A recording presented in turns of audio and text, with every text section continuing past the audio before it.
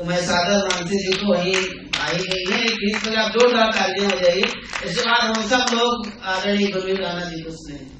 चलिए ठीक है, मैं कौन सा गीत पढ़ दूं भाई, इतना अचानक से पंकज प्रसून ने एकदम बिल्कुल।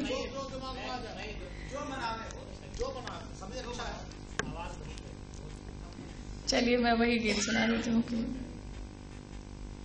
जैसे हमारा कोई अभिन्न है, और कौन सा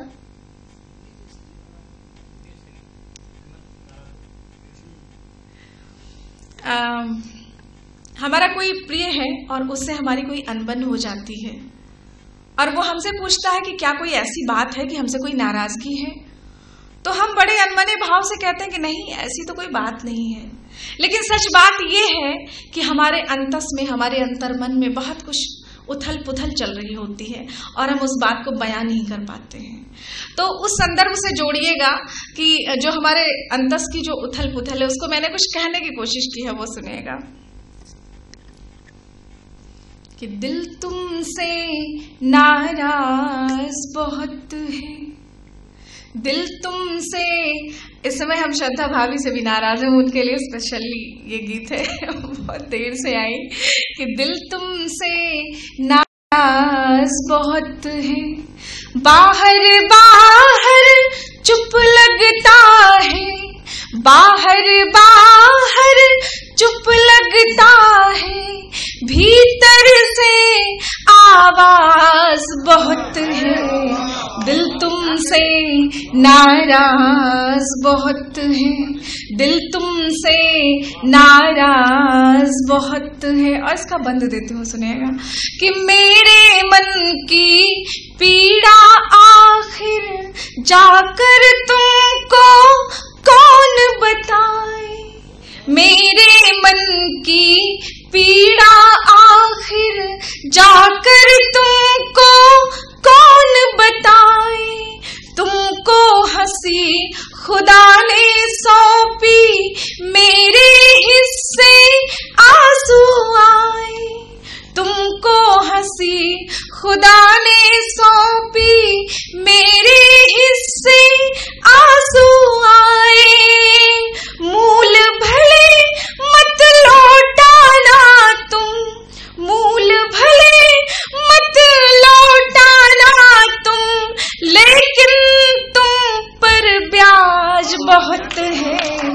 मूल भले मत लौटाना तुम, लेकिन तुम पर ब्याज बहुत है।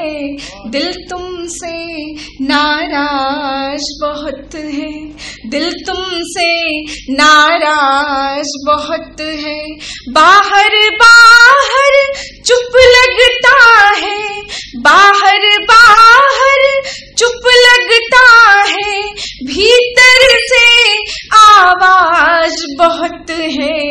दिल तुमसे नाराज बहुत है। और मैं बस एक छंद पढ़ती हूँ इसके बाद, चूंकि मैं अयोध्या से हूँ, अब मैं ये नहीं कहूंगी कि मैं फैजाबाद से हूँ। अब हमारा फैजाबाद पूरी तरह से अयोध्या बन चुका है, तो हम वो भाग्यशाली लोग हैं कि अब हमें अपने नाम के आगे से फैजी वाली मुहर हटा के अब हम सीधा सा कहेंगे कि हम फैजाबाद नहीं बल्कि हम अयोध्या से हैं।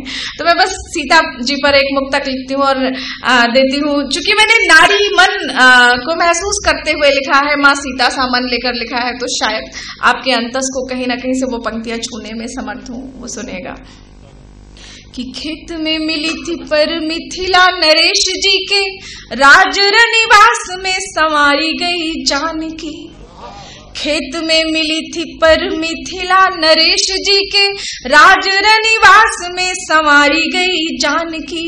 आई बहू बन के अवध अवधेश घर, पति परिवार में दुलारी गई जानकी। विधि का विधान परिधान बल कलवन, गंगा पार नाव से उतारी गई जानकी। और ये विडंबना देखिएगा कि रावण का राज नहीं, राम जी के राज में ही, रावण का राज नहीं, राम जी के राज में ही अपने ही घर से निकाली गई जानकी। रावण का राज नहीं, राम जी के राज में ही अपने ही घर से निकाली गई जानकी।